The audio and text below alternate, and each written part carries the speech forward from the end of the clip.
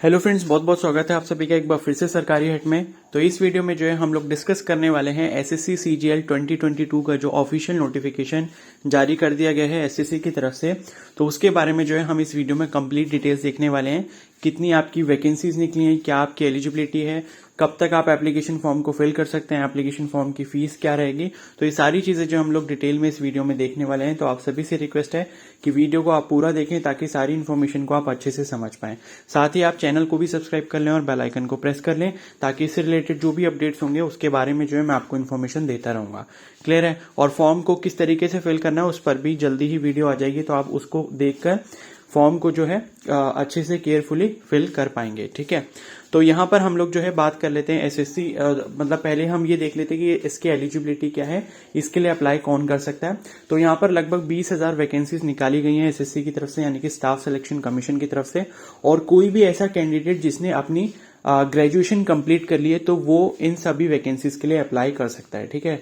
तो जिसने भी बीएससी, बीकॉम, बीए या कोई भी मतलब ग्रेजुएट कोर्स किया हुआ है, अंडर ग्रेजुएट, तो वो कैंडिडेट इस वैकेंसी के लिए अप्लाई कर सकता है। तो यहां पर हम पहले इसके शेड्यूल के बारे में बात कर लेते हैं। तो dates for submission of online application, यानी कि जो आप एप्लीकेशन फॉर्म है 17 सितंबर 2022 से लेके 8 अक्टूबर 2022 से 22 तक फिल कर सकते हैं। ठीक है। तो 8 अक्टूबर जो इसकी लास्ट डेट रहेगी, आज से जो है इसका एप्लीकेशन फॉर्म फिल होना स्टार्ट हो चुका है।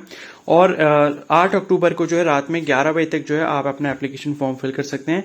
साथ ही जो आपको फीस वगैरह पे करनी है उसका जो टाइम है, वो ऑनलाइन फी पेमेंट का जो टाइम यहाँ पर दिया गया है वो 9 अक्टूबर 2022 रात को 11 बजे तक दिया गया है। ठीक है। और बैंक चलान के थ्रू जो है आप 10 अक्टूबर तक फीस को पे कर सकते हैं। ठीक है। और इसके जो है 2 एग्जाम्स होंगे, टायर 1 और टायर 2, दोनों ही सीबीटी मोड में एग्जाम करवाए जाएंगे। तो टायर 1 का जो एग्जाम है, यानी कि जो फर्स्ट फेज होगा आपका एग्जाम का, वो आपका दिसंबर 2022 में होगा। और उसके बाद जो टायर 2 है उसके बारे में भी कोई भी इन्फॉर्मेशन नहीं दी है, वो आपको उसके बाद पता चल जाएगी जब आपका टायर 1 का रिजल्ट आ जाएगा। ठीक है। उसके बाद यहाँ पर करेक्शन जो है आप अपने एप्लीकेशन फॉर्म में 12 से 13 अक्टूबर के बीच में कर सकते हैं। तो ये इसका जो है शेड्यूल है। ठीक है। और उसके बाद जो है पोस्ट की डिटेल के बारे में हम लोग देख लेते हैं। तो कौन कौन सी पोस्ट यहाँ पर निकली हैं। तो पहली जो पोस्ट है वो लेवल 8 की है यहाँ पर वैकेंसी, जिसमें आपकी असिस्टेंट ऑडिट ऑफिसर और असिस्टेंट अकाउंट्स ऑफिसर 2 पोस्ट यहाँ पर निकाली गई हैं। ठीक है। एज लिमिट जो यहाँ पर 30 ईयर्स दी गई है और यहाँ पर इनके रिस्पेक्टिव डिपार्टमेंट्स भी दिए गए हैं। पे लेवल 7 की काफी सारी वैकेंसीज हैं यहाँ पर, जैसे कि असिस्टेंट सेक्शन ऑफिसर अलग अलग डिपार्टमेंट में, जैसे कि सेंट्रल सेक्रेटरिएट में हो गई, इंटेलिजेंस ब्यूरो यानी कि आईबी में हो गई, रेलवे मिनिस्ट्री में हो गई। तो अलग अलग यहाँ पर डिपार्टमेंट्स दिए गए हैं, आप देख सकते हो।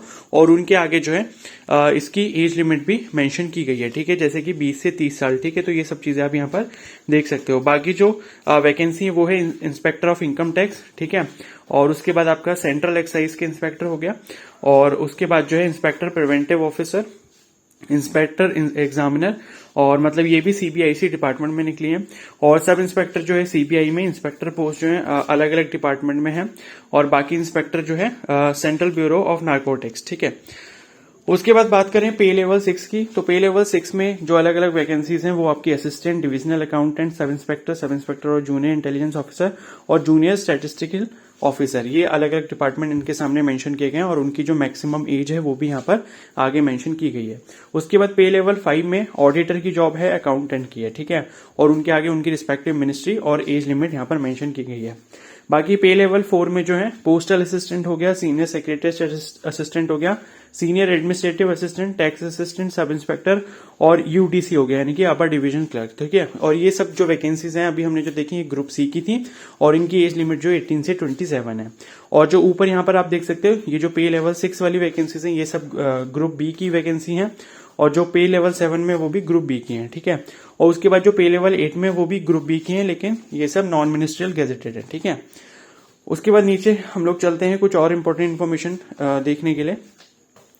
तो वैकेंसीज और रिजर्वेशन के बारे में यहाँ पर लिखा है, टेंटेटिव वैकेंसीज यहाँ पर लिखा है कि देर आर अप्रॉक्स 20,000 वैकेंसीज। ठीक है। तो 20,000 वैकेंसीज है, ये थोड़ा बहुत ऊपर नीचे हो सकती हैं। वैकेंसी के बारे में जो है जल्दी ही ऑफिशियल डिटेल्स आ जाएंगी कि किस डिपार्टमेंट में किस पोस्ट के लिए कितनी वैकेंसीज कैटेगरी वाइज यहाँ पर दी गई हैं। ठीक है। तो उसके बारे में इन्फॉर्मेशन जब आएगी तो उसके बारे में मैं आपको बता दूंगा। बाकी यहाँ पर रिजर्वेशन के क्राइटेरिया के बारे में लिखा हुआ है, तो ये सब चीजें आप खुद भी चेकआउट कर सकते हैं। ठीक है। रिजर्वेशन का आपको पता होगा, जो सेंट्रल गवर्नमेंट में रिजर्वेशन का क्राइटेरिया है वही यहाँ पर यूज किया जाएगा। नेशनलिटी जो है इंडिया, नेपाल, भूटान, इनमें से कोई भी आप हो सकते हैं, तो आप इसके लिए एलिजिबल हैं। एज लिमिट यहाँ पर 1 जनवरी 2022 के अकॉर्डिंग आपको कैलकुलेट करनी होगी। तो यहाँ पर लिखी हुई है जिन मतलब ऊपर जो हमने एज लिमिट देखी थी 18 से 27 साल वालों के लिए, तो यहाँ पर डेट ऑफ बर्थ उनके लिए मेंशन की गई है उसके सामने।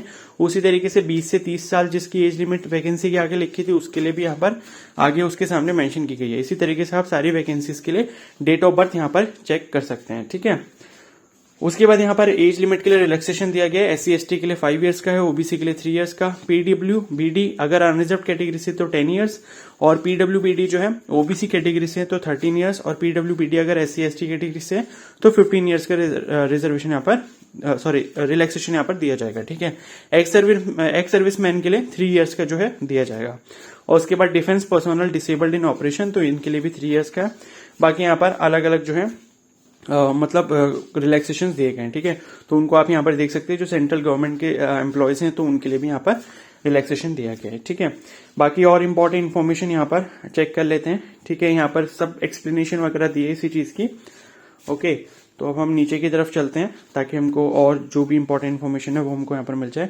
अब यहाँ पर जो है सभी जो वैकेंसीज अभी हमने देखी थी उनके बारे में जो यहाँ पर कंप्लीट एलिजिबिलिटी दी गई है, ठीक है। जैसे पहला सपोज असिस्टेंट ऑडिट ऑफिसर या फिर असिस्टेंट अकाउंट्स ऑफिसर है, तो उसके लिए बैचलर डिग्री होनी चाहिए किसी भी इंस्टीट्यूट से, और डिजायरेबल क्वालिफिकेशन है, मतलब बैचलर डिग्री है तो आप उसके लिए अप्लाई कर सकते हो, लेकिन अगर ये जो डिजायरेबल क्वालिफिकेशन है तो ज्यादा बेटर रहेगा, ठीक है। तो आपको जो है ज्यादा उस टाइम उसमें प्रेफरेंस दिया जाएगा। उसी तरीके से जूनियर स्टैटिस्टिकल ऑफिसर, इसके लिए भी जो है बैचलर डिग्री होनी चाहिए किसी भी यूनिवर्सिटी या किसी भी इंस्टीट्यूट से with at least 60% in marks in mathematics, ठीक है। तो इसके लिए 60% मार्क्स जो मैथमेटिक्स में चाहिए, ठीक है।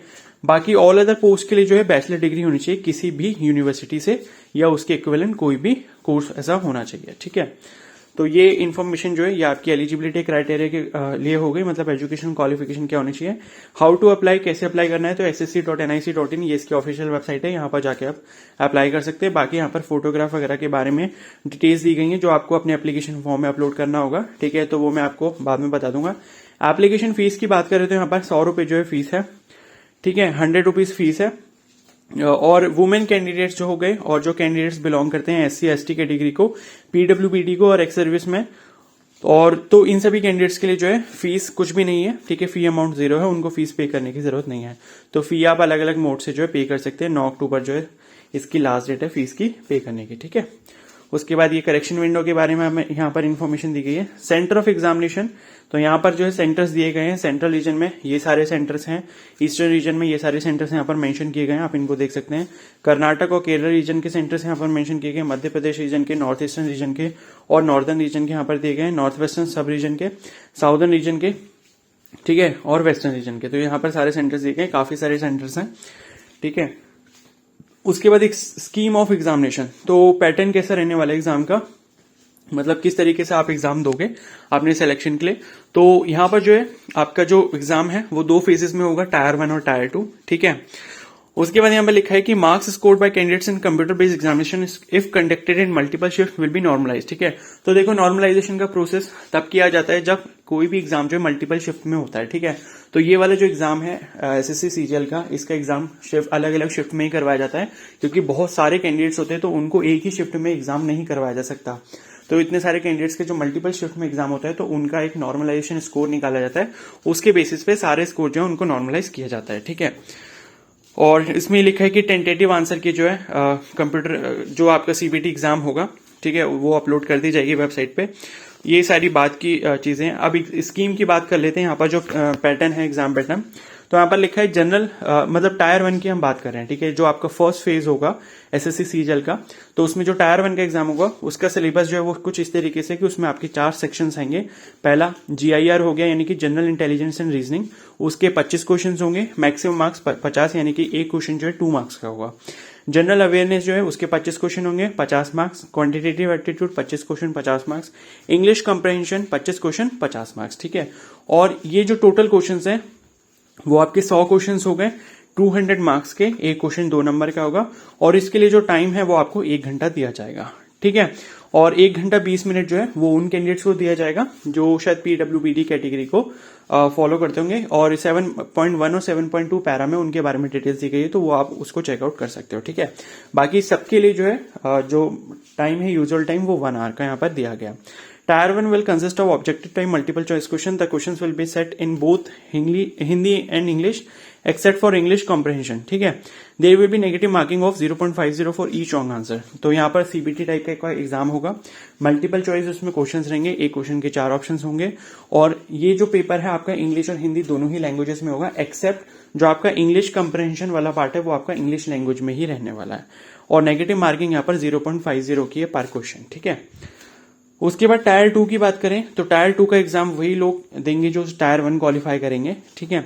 तो यहाँ पर जो है आपका सेक्शन 1 है जिसमें मॉड्यूल 1 में मैथमेटिकल एबिलिटीज है और मॉड्यूल 2 में जो है रीजनिंग एंड जनरल इंटेलिजेंस है, ठीक है।